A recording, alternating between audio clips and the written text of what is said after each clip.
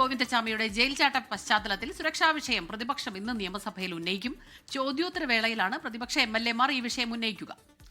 മനീഷ് മഹിപാലുണ്ട് തിരുവനന്തപുരത്ത് നിന്ന് ഇപ്പോൾ വിവരങ്ങളുമായി. മനീഷ്, എന്തൊക്കെയാണ് വിശദാംശങ്ങൾ? ഇതിനോടകം തന്നെ നിയമസഭയിൽ പല വിഷയങ്ങളും അടിയന്തര പ്രമേയമായി കൂടി തന്നെ ചർച്ചയായിട്ടുണ്ട്. ആരോഗ്യ മേഖലയിലെ പ്രശ്നങ്ങളടക്കം, അമീബിക് മസ്തിഷ്ക ജ്വരം, വിലക്കയറ്റം, പോലീസിന്റെ അതിക്രമം അടക്കമുള്ള പല വിഷയങ്ങൾ ചർച്ചയായി.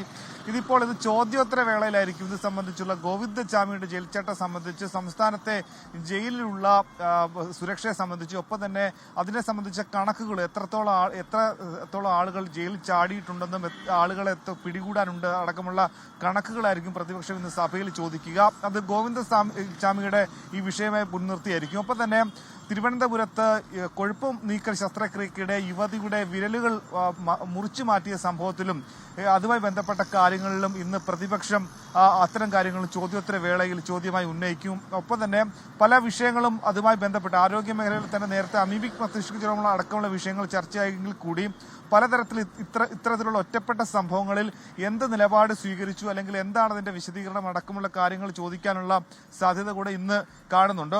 ഒപ്പം തന്നെ ഏറ്റവും പ്രധാനപ്പെട്ട ഇപ്പോൾ ശബരിമല സംസ്ഥാന രാഷ്ട്രീയത്തിന്റെ പ്രധാനപ്പെട്ട ഒരു ചർച്ചാ വിഷയമായി ശ്രദ്ധ ആകർഷിക്കുന്ന സമയത്താണ് 2019 അടക്കമുള്ള ശബരിമല പ്രക്ഷോഭ കാലത്ത് സംസ്ഥാന സർക്കാർ അന്ന് ഈ പ്രക്ഷോഭത്തിൽ പങ്കെടുത്ത ആളുകൾക്കെതിരെ ചുമത്തിയ കേസുകളെ സംബന്ധിച്ചുള്ള വിശദാംശങ്ങൾ, എത്രത്തോളം കേസുകൾ ചുമത്തിയിട്ടുണ്ട്, അതിൽ കേസുകൾ എന്തെങ്കിലും പിൻവലിച്ചിട്ടുണ്ടോ തുടങ്ങിയ വിവരങ്ങൾ ചോദിക്കുക നിർണായകമായിരിക്കും.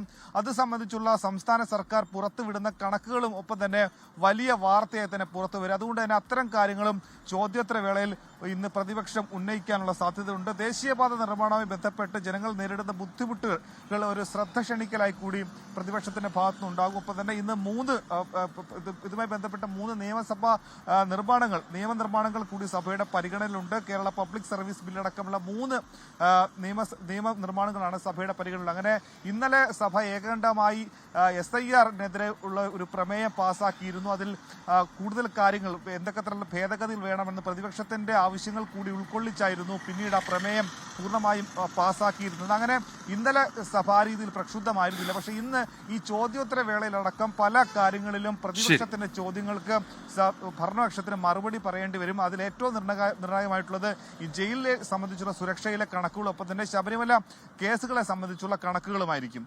ഉന്മേഷ്, സ്മിത.